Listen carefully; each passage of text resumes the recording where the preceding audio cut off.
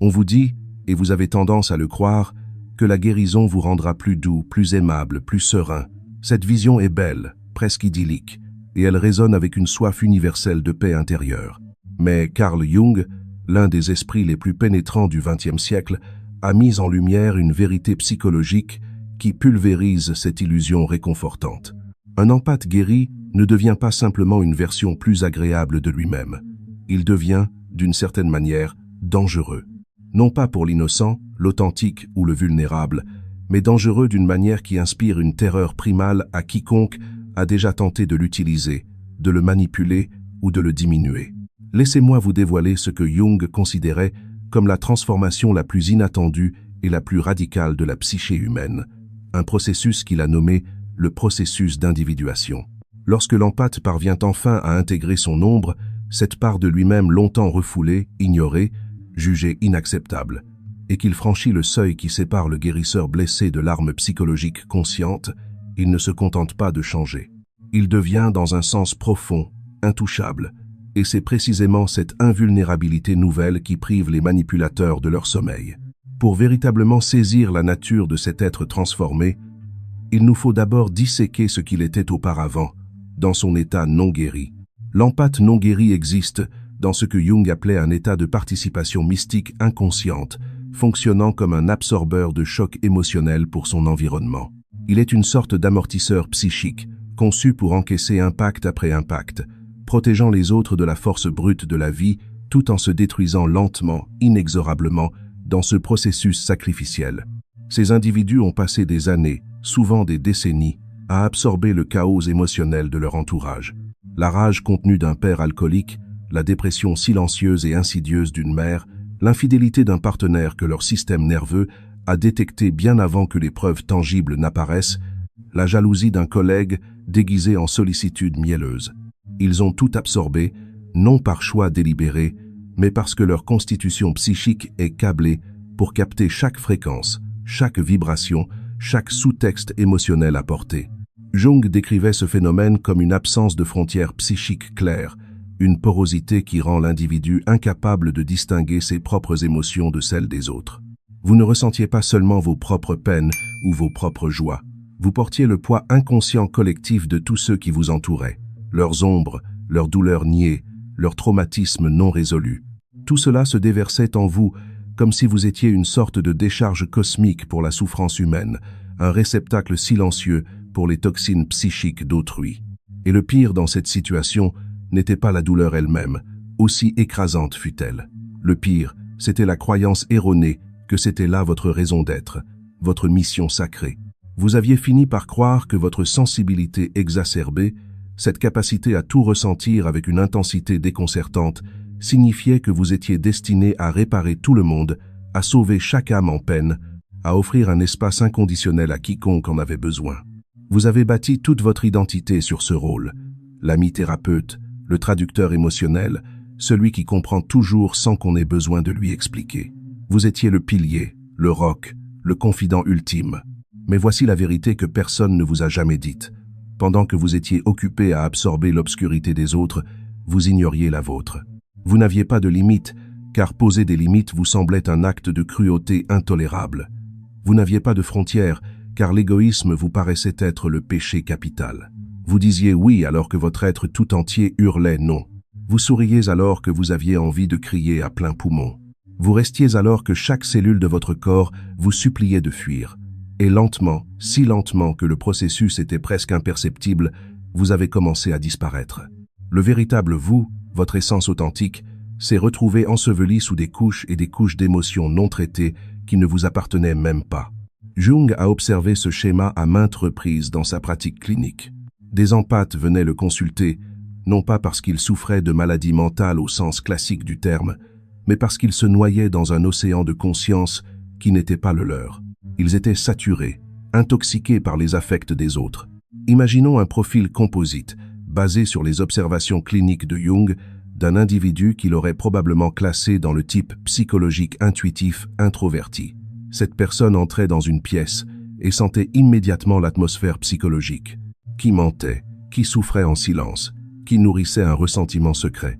Mais ce don, loin d'apporter la paix, était une source d'épuisement constant. Les conversations futiles lui étaient insupportables, car elle voyait au-delà de chaque façade, de chaque masque social. Maintenir des amitiés à long terme était une gageure, car les gens se sentaient intuitivement vus, exposés dans leur nudité psychique en sa présence, ce qui générait un malaise diffus. Jung comprit qu'il ne traitait pas une pathologie, mais qu'il observait les conséquences d'une conscience excessivement différenciée, une perception si fine qu'elle rendait la survie sociale ordinaire presque impossible. Ce schéma se répète inlassablement dans l'expérience de l'empathe. La capacité à tout voir devient la cause même de son isolement. Mais alors, un événement se produit, un événement qui change absolument tout. Jung l'appelait le point de rupture, mais ce terme est insuffisant pour capturer la véritable nature de ce qui se passe. Ce n'est pas une dépression, une chute dans l'abîme. C'est une percée, une éclosion déguisée en destruction. Le plus souvent, le catalyseur est une trahison. Pas n'importe quelle trahison, le genre de trahison qui vous oblige enfin à voir la réalité sans le filtre de vos espoirs ou de vos illusions. La personne en qui vous aviez le plus confiance, celle que vous protégiez au péril de votre propre équilibre, celle pour qui vous avez absorbé tant de douleurs, se révèle sous son vrai jour. Peut-être découvrez-vous qu'elle vous ment depuis des années, de manière systématique. Peut-être la voyez-vous vous détruire avec un sourire aux lèvres. Peut-être réalisez-vous, avec une clarté glaciale, qu'elle ne vous a jamais considéré comme une personne à part entière, mais simplement comme une source d'énergie à drainer jusqu'à l'épuisement. Et à cet instant précis, quelque chose en vous ne se brise pas. Il s'éveille, car voici la découverte fondamentale de Jung qui va transformer à jamais votre perception de ce processus. Ce point de rupture n'est pas le moment où l'empathe perd la raison. C'est le moment où il commence enfin à lui faire confiance. Vous comprenez ? Toutes ces années passées à absorber les émotions des autres n'étaient pas vaines. Vous faisiez aussi autre chose, à votre insu. Vous étudiez, vous cataloguiez, vous cartographiez le comportement humain avec la précision d'un stratège militaire. Chaque micro-expression faciale, chaque inflexion de la voix, chaque contradiction entre les mots d'une personne et son énergie vibratoire. Vous avez tout vu, tout enregistré. Vous saviez tout. Vous n'aviez simplement jamais utilisé ce savoir pour vous-même. Le moment de l'éveil ne s'annonce pas avec fracas. Il arrive sous la forme d'une clarté froide et implacable. L'empathe qui a passé des décennies à douter de ses propres perceptions cesse soudainement de douter. La connaissance intuitive, cette voix intérieure qu'il a si souvent réprimée pour maintenir une paix artificielle, devient plus forte que n'importe quelle voix extérieure essayant de le convaincre du contraire. L'empathe guéri émerge de cet éveil comme un être que Jung qualifierait de psychologiquement complet. Il a intégré son ombre, et son ombre n'est pas le mal à l'état pur. L'ombre est la somme de toutes les qualités qu'on lui a appris à réprimer. Son intelligence acérée, sa colère légitime, sa capacité à dire non fermement, sa volonté de laisser les autres faire face aux conséquences de leurs actes, son courage de s'éloigner sans donner d'explication, son talent pour déceler la manipulation en temps réel. Lorsque ces aspects sont intégrés, lorsque l'empathe assume enfin la totalité de son être, un processus de transformation se déploie en 3 étapes distinctes. La première étape est celle de l'effet miroir. L'empathe guéri cesse d'absorber vos émotions et commence à vous les réfléchir. Il n'est plus une éponge, il est un miroir. Et pas n'importe quel miroir. Pas un de ces miroirs complaisants qui déforment la réalité pour vous réconforter. Non, il devient un miroir d'une clarté impitoyable, qui vous montre exactement ce que vous êtes, sans phare et sans concession. Prenons une illustration narrative pour comprendre ce mécanisme.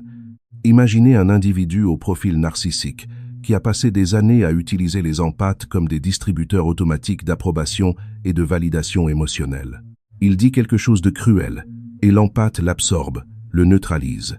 Il projette ses propres insécurités, et l'empathe en prend la responsabilité, se sentant coupable. Cette dynamique a toujours fonctionné pour lui. Mais un jour, il rencontre un empathe guéri, et soudain, plus rien ne fonctionne. Il tente ses tactiques habituelles, la culpabilisation, le gaslighting, le dénigrement subtil enveloppé dans une fausse sollicitude. Mais au lieu d'absorber le poison comme autrefois, l'empathe guéri le regarde simplement, le regarde vraiment. Et dans ce regard, le manipulateur se voit lui-même. Non pas la version grandiose qu'il présente au monde, mais la version réelle. L'être insécure, désespéré, manipulateur, qu'il s'efforce de cacher y compris à lui-même. C'est une expérience terrifiante pour lui, car l'empathe guéri ne le juge pas. Il n'est même pas en colère. Il se contente de tenir le miroir, et le reflet est insupportable. Alors, comme toute personne inconsciente confrontée à sa propre image, le manipulateur fait ce qu'il sait faire de mieux. Il attaque le miroir. Il traite l'empathe de personne froide, égoïste, insensible, l'accusant d'avoir changé en mal. Et l'empathe se contente de sourire intérieurement, car il sait exactement ce qui est en train de se jouer. Il a vu ce schéma des milliers de fois. Il pourrait en écrire le manuel. L'effet miroir détruit les manipulateurs, car il leur retire leur arme la plus puissante, votre volonté de douter de votre propre perception. L'empathe guéri fait une confiance absolue à ce qu'il voit et à ce qu'il ressent. Et cette certitude inébranlable est la kryptonite de quiconque tente de déformer la réalité. Jung a documenté ce phénomène. Lorsque ses patients empathes cessaient de remettre en question leur intuition, ils devenaient immunisés contre les tactiques mêmes qui les avaient contrôlés pendant des années. Le pouvoir du maître du gaslighting s'évapore lorsque sa cible ne questionne plus sa propre santé mentale. Le manipulateur par la culpabilité échoue lorsque sa victime ne se sent plus obligée de porter une honte qui ne lui appartient pas. La deuxième étape est celle de l'empathie sélective. C'est l'étape qui déroute le plus les observateurs extérieurs, car ils s'attendent à ce que l'empathe guéri reste soit ouvert à tous, soit complètement fermé. Mais ce n'est ni l'un ni l'autre. Ce qui se passe, c'est qu'il devient le gardien de son propre temple. L'empathe non guéri était une porte ouverte. N'importe qui pouvait entrer, n'importe quelle émotion, n'importe quelle demande, n'importe quelle crise. La porte était toujours ouverte, car la fermer semblait être un acte répréhensible. Mais l'empathe guéri transforme cette porte en quelque chose de tout à fait différent. Un seuil, gardé par un gardien vigilant. Et ce gardien est impitoyable sur un point précis, la gestion de son énergie. C'est ici qu'émerge l'empathie sélective. L'empathe guéri est toujours capable d'une compassion profonde, d'un ressenti intense, d'une présence authentique face à la douleur. Mais désormais, il choisit qui mérite d'avoir accès à ses dons. Il choisit quelle bataille valent son énergie. Il choisit quand s'engager et quand s'éloigner. Et il prend ses décisions sans culpabilité, sans avoir besoin de se justifier, sans chercher l'approbation de quiconque. Pour les personnes qui ont gagné sa confiance, qui font preuve d'intégrité, qui respectent les limites, l'empathe guéri est une oasis de paix, un lieu de sécurité, de nourriture affective et de présence profonde. Mais pour les manipulateurs, les vampires énergétiques et les personnes qui refusent d'accomplir leur propre travail intérieur, l'empathe guéri devient une forteresse, impénétrable, insensible aux larmes qui ne sont pas sincères, indifférent à la rage destinée à contrôler, blasé par les histoires tragiques conçues pour extraire de la sympathie. Ce passage de la gentillesse à la bonté est crucial. Être gentil, c'est souvent éviter le conflit. Maintenir les apparences, mettre les autres à l'aise à ses propres dépens. Être bon, c'est faire ce qui est réellement aidant, même si c'est inconfortable. L'empathe guéri cesse d'être gentil, mais il devient profondément bon. Assez bon pour laisser les gens faire face aux conséquences de leurs choix. Assez bon pour refuser de cautionner le dysfonctionnement. Assez bon pour dire non sans s'excuser. Et ce qui rend cette étape si puissante, c'est que la sélectivité de l'empathe guéri n'est pas basée sur le jugement moral. Elle est basée sur quelque chose de bien plus sophistiqué, la reconnaissance des schémas comportementaux. Il a vu comment certains types de personnalités fonctionnent. Il connaît la trajectoire des relations construites sur la manipulation. Il peut prédire les issues, car il a été le témoin des mêmes schémas se déroulant des dizaines, voire des centaines de fois. L'empathe guéri n'a pas besoin de 3 mois pour savoir si quelqu'un est authentique. Il le sait en l'espace de 3 conversations, non pas par un don mystique, mais par l'analyse de données, des données accumulées dans la base de données inconsciente qu'il a construite tout au long de sa vie. Ce qui nous amène à la 3e et dernière étape, l'omniscience stratégique. C'est l'étape qui terrifierait quiconque en comprendrait la véritable signification. Car l'empathe guéri possède un super pouvoir que la plupart des gens ne développent jamais. Il est devenu un détecteur de mensonges humains, non pas grâce à un don ésotérique, mais par pure nécessité de survie. Réfléchissez à ce qui se passe lorsque vous passez des années en mode survie. Lorsque votre sécurité émotionnelle et parfois physique dépend de votre capacité à lire correctement l'atmosphère d'une pièce. Lorsque manquer un changement subtil dans le ton de la voix de quelqu'un peut faire la différence entre la paix et le chaos, lorsque vous avez dû devenir un expert du comportement humain simplement pour naviguer dans votre propre foyer. Votre cerveau ne développe pas seulement de l'empathie, il développe une base de données d'une richesse inouïe. Jung a observé cela de manière répétée dans sa pratique clinique. Ses patients empathes pouvaient prédire les comportements avec une précision stupéfiante. Non pas parce qu'ils lisaient l'avenir, mais parce qu'ils avaient passé des décennies à exécuter inconsciemment un logiciel de reconnaissance de forme qui rendrait jalouse l'intelligence artificielle la plus avancée. Chaque interaction était une donnée, chaque conversation, une information, chaque relation, une étude de cas sur la nature humaine. L'empathe non guéri collectait toutes ces données, mais se sentait coupable de les utiliser. Il remettait en question ses instincts, se disait qu'il était trop jugeant. Lorsque ses tripes lui hurlaient danger, et il ignorait ses systèmes d'alerte interne parce que cela semblait plus gentil, plus compréhensif, plus spirituel. Mais l'empathe guéri fait une confiance aveugle à cette base de données. Lorsque chaque cellule de son corps lui dit « cette personne ment », il n'a pas besoin de preuves. Il n'a pas besoin de confirmation. Il sait déjà, et il agit en conséquence. Chaque micro-expression qui a précédé une explosion de colère, chaque schéma vocal qui a signalé une tromperie, chaque séquence comportementale qui s'est terminée par une trahison. Il a tout enregistré. Et maintenant, après l'intégration, après l'éveil, il a un accès conscient à cette base de données. Il voit le jeu avant même qu'il ne commence. Quelqu'un s'assied en face de lui avec un sourire, et en 30 secondes, il sait. Il sait que cette personne ment sur l'endroit où elle était la nuit dernière. Il sait qu'elle est sur le point de demander de l'argent qu'elle ne remboursera jamais. Il sait qu'elle est en train de mettre en place une manipulation avec 3 coups d'avance. Il ne le sait pas parce qu'il est médium. Il le sait parce qu'il a vu ce schéma exact se jouer une centaine de fois auparavant. Les micro-expressions ne mentent jamais. L'énergie ne ment jamais. Les séquences comportementales ne mentent jamais. C'est ce que Jung entendait par perception différenciée. L'empathe guéri ne se contente pas de ressentir plus que les autres. Il traite l'information émotionnelle et psychologique à un niveau que la plupart des humains n'atteignent jamais. Il opère avec un cadre de référence qui a nécessité des années de douleur pour se développer, mais qui fonctionne désormais comme un 6e sens. Et voici le retournement de situation qui rend cela véritablement dangereux pour les esprits malveillants. L'empathe guéri comprend parfaitement les mécanismes de la manipulation.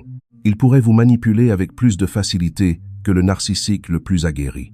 Il sait exactement sur quels boutons appuyer, quelles blessures exploiter, quelles peurs activer. Il possède le plan directeur. Il a la compétence, il a la connaissance. Mais, et c'est là toute la différence, il choisit de ne pas l'utiliser de manière destructive. Jung a passé des années à étudier pourquoi certains empathes intégraient leur pouvoir de manière bienveillante, tandis que d'autres le transformaient en une arme.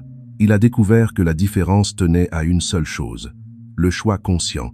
L'empathe guéri, qui maintient son intégrité, prend la décision quotidienne d'utiliser ses dons pour le bien. Il voit les raccourcis. Il sait à quel point il serait facile de manipuler son chemin dans la vie.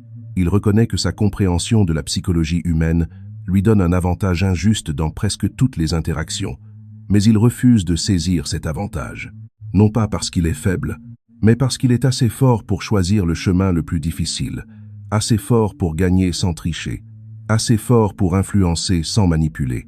Cette retenue, ce choix conscient de l'éthique, lorsque l'efficacité par la manipulation serait si aisée, est ce que Jung appelait le courage moral. Il est facile d'être bon quand on n'a pas la capacité d'être mauvais. Il faut un niveau de développement complètement différent pour avoir la capacité de la manipulation et choisir la vérité à la place. C'est ici qu'intervient le concept jungien de l'individu individué. La personne qui a intégré à la fois sa lumière et son ombre, qui possède la capacité d'une compassion profonde et d'une précision impitoyable, qui peut être douce ou féroce selon ce que la situation exige. L'empathe guéri devient ce que le psychologue Jordan Peterson appelle un monstre sous contrôle. Quelqu'un capable de dommages incroyables qui choisit la bienveillance. Ce choix, cette décision consciente d'utiliser le pouvoir avec sagesse, est ce qui sépare l'empathe guéri du manipulateur. Tous deux voient le jeu. Tous deux comprennent les mécanismes. Tous deux pourraient gagner aux échecs psychologiques. Mais l'empathe guéri joue un jeu entièrement différent. Il n'essaie pas de vous contrôler. Il essaie de protéger sa propre paix. Et cela le rend infiniment plus puissant que quiconque cherchant à dominer. Car lorsque vous n'êtes pas attaché au contrôle des résultats, lorsque vous n'êtes pas investi dans le changement de personnes qui ne veulent pas changer, lorsque vous êtes parfaitement à l'aise à l'idée de vous éloigner de tout ce qui perturbe votre paix, vous devenez immunisé. Immunisé contre la culpabilité, immunisé contre la manipulation, immunisé contre le chaos qui vous entraînait autrefois par le fond. Le manipulateur a besoin que vous réagissiez. L'empathe guéri n'a besoin de rien de votre part. Et c'est dans ce déséquilibre du besoin que réside tout le pouvoir. Alors, que se passe-t-il ensuite? C'est l'apogée de cette transformation. Le moment où tout l'entourage de l'empathe guéri est contraint de faire un choix. Car le nouvel état d'être de l'empathe guéri crée un effet d'entraînement qui force l'évolution ou la révélation dans chaque relation qu'il entretient. Les dynamiques familiales, qui fonctionnaient grâce à la complaisance et au sacrifice de l'empathe, s'effondrent soudainement. Non pas parce que l'empathe détruit quoi que ce soit, mais parce qu'il cesse d'être le mur porteur qui soutenait une structure dysfonctionnelle. Lorsque vous retirez la personne qui a toujours absorbé l'attention, qui a toujours arrangé les choses, qui s'est toujours sacrifiée pour maintenir une fausse paix, tout le système doit se réorganiser. Et cette réorganisation est brutale pour ceux qui bénéficiaient du dysfonctionnement. Votre père alcoolique ne peut plus boire jusqu'à l'oubli pendant que vous nettoyez les débris émotionnels. Votre mère codépendante ne peut plus vous utiliser comme son thérapeute personnel tout en refusant d'obtenir une aide professionnelle. Votre ex narcissique ne peut plus vous contrôler par la culpabilité liée au passé. Votre ami vampire énergétique ne peut plus déverser sa crise perpétuelle sur vous, s'attendant à ce que vous la résolviez. L'empathe qui permettait tout cela a disparu. Et à sa place se dresse quelqu'un qui s'aime plus qu'il n'aime maintenir la paix à tout prix. Certaines personnes se montrent à la hauteur. Elles regardent la transformation de l'empathe guéri et s'en sentent inspirées. Elles commencent à faire leur propre travail intérieur. Elles respectent les nouvelles limites. Elles apprécient l'authenticité. Ces relations s'approfondissent et deviennent plus réelles qu'elles ne l'ont jamais été. Mais d'autres révèlent leur vraie nature. Ils escaladent le conflit. Ils se mettent en colère. Ils jouent les victimes. Ils recrutent d'autres personnes pour faire de l'empathe guéri le problème. Car si l'empathe est le problème, alors ils n'ont pas besoin de changer. Et c'est là que le vrai pouvoir de l'empathe guéri se manifeste. Il ne se défend pas, il n'explique pas, il n'essaie de convaincre personne de sa valeur. Il se contente d'observer, il regarde les gens se révéler à travers leurs réactions et il prend des décisions en conséquence.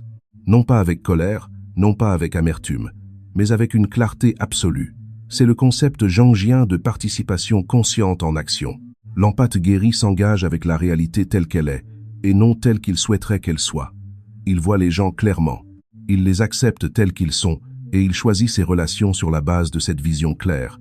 Fini le potentiel, fini l'espoir que les gens vont changer. Fini le sacrifice pour des connexions qui drainent plus qu'elles ne nourrissent. L'empathe guéri devient capable d'un amour profond parce qu'il n'a plus peur d'une perte profonde. Il peut laisser partir quiconque ne s'aligne pas avec sa vérité. Et cette liberté le rend magnétique pour les personnes saines et répulsif pour les personnes toxiques. Jung a beaucoup écrit sur ce phénomène. Il l'appelait l'alchimie psychologique. La transformation du guérisseur blessé en sage. La personne qui est descendue dans les ténèbres a intégré ce qu'elle y a trouvé et a émergé avec des dons qui peuvent aider les autres à guérir en servant de modèle de ce à quoi ressemble l'intégration. Car voici la vérité finale que Jung a découverte. Le plus grand don de l'empathe guéri n'est pas sa capacité à absorber la douleur. C'est sa preuve vivante que l'intégration est possible, que l'on peut tout ressentir et avoir quand même des limites, que l'on peut voir le pire de l'humanité et choisir quand même la compassion, que l'on peut être puissant et paisible à la fois. Votre sensibilité n'a jamais été une faiblesse. C'était une arme en attente d'être forgée. Chaque moment de douleur, chaque trahison vous a permis de collecter des données, de développer des compétences, de forger les capacités dont vous aviez besoin pour devenir psychologiquement intouchable. Le but n'a jamais été de devenir moins sensible. C'était de devenir consciemment sensible, d'utiliser stratégiquement cette capacité empathique et de la combiner avec la sagesse et la confiance en soi, de se transformer d'un absorbeur de choc émotionnel en une force stratégique. C'est là l'individuation de Jung. Le processus de transformation pour devenir entier, complet, pas parfait, pas invulnérable, mais complet. Quelqu'un qui possède chaque partie de lui-même, la lumière et l'ombre, la douceur et l'acier, la compassion et la capacité de couper les ponts sans hésitation. Vous n'êtes pas trop pour ce monde. Vous êtes exactement ce que l'évolution de la conscience exige. Une personne qui peut contenir les ténèbres sans être consumée, qui peut aimer profondément sans se perdre, qui peut voir à travers les illusions tout en maintenant l'espoir. L'empathe non guéri demande « Pourquoi cela m'arrive-t-il » L'empathe guéri sait. Cela vous est arrivé pour vous forger en quelque chose d'extraordinaire. Quelqu'un qui ne peut être manipulé, ne peut être culpabilisé, ne peut être ramené dans le dysfonctionnement. Vous n'avez jamais été destiné à sauver tout le monde. Vous étiez destiné à vous sauver vous-même et, ce faisant, à devenir un modèle d'empathie intégrée. Pas le martyr, pas l'auto-sacrifice, mais le choix conscient, la compassion stratégique, l'empathie avec discernement. C'est la transformation que Jung a documentée, mais que la plupart des gens comprennent mal. Ils pensent que la guérison signifie revenir à ce que vous étiez avant la douleur. Mais vous ne pouvez pas revenir en arrière. Cette version de vous était inconsciente. La version guérie est infiniment plus puissante. Vous êtes conscient, éveillé, intégré, et cette complétude vous rend dangereux. Non pas pour les bonnes personnes, mais pour quiconque confond votre bonté avec de la faiblesse. Pour quiconque pense que votre empathie signifie que vous êtes facile à contrôler. Pour quiconque croit pouvoir vous utiliser. Ces personnes-là vont avoir un réveil brutal, car l'empathe guéri n'argumente pas, ne se défend pas, ne prouve rien. Il sourit simplement, voit à travers le jeu, et fait un choix. Et ce choix est généralement de s'éloigner si silencieusement que vous entendez à peine la porte se fermer. Pas de drame, pas d'explication, juste une absence. Voilà ce que devient réellement un empathe guéri. Pas plus gentil, pas plus doux, pas plus accommodant. Il devient souverain, maître de lui-même, inébranlable dans son savoir, inflexible dans ses limites, intouchable pour quiconque joue à des jeux inconscients. Il devient l'amour avec une colonne vertébrale, la compassion avec discernement, l'empathie avec le respect de soi. Et cette combinaison est l'une des forces les plus puissantes de la psychologie humaine. L'empathe guéri comprend quelque chose qu'il a mis des années à apprendre, que protéger sa paix n'est pas égoïste, c'est sacré, que s'éloigner de la toxicité n'est pas abandonner, c'est s'élever, que se choisir soi-même n'est pas cruel, c'est nécessaire, et lorsque vous faites enfin ce choix, lorsque vous décidez que votre bien-être compte plus que le confort des autres, quelque chose bascule. Les personnes qui vous drainaient commencent à vous éviter. Les situations qui vous épuisaient cessent d'apparaître. Le drame qui vous suivait partout ne peut soudainement plus vous trouver. Non pas parce que vous vous cachez, mais parce que vous avez changé de fréquence. Vous opérez à un niveau où le comportement inconscient ne peut plus vous atteindre, où la manipulation ricoche comme l'eau sur une pierre, où les tentatives de culpabilisation atterrissent dans un espace vide parce que vous n'êtes plus là où elles avaient l'habitude de frapper. C'est le véritable pouvoir de l'empathe guéri. Non pas la capacité de tout ressentir, mais la sagesse de choisir ce qui mérite d'être ressenti. Non pas la capacité d'aider tout le monde, mais le discernement pour investir dans les personnes qui font leur propre travail. Non pas le don d'une patience infinie, mais la force de s'éloigner lorsque la patience devient de la complaisance. Si vous vous reconnaissez dans ce voyage, sachez que ces mots sont votre déclaration. Votre reconnaissance que vous avez franchi le seuil du blessé au puissant, de l'inconscient à l'intégré, de la victime au souverain. Votre point de rupture était votre percée. Votre sensibilité est votre super pouvoir. Votre empathie est votre arme. Et maintenant que vous savez la manier consciemment, vous êtes inarrêtable.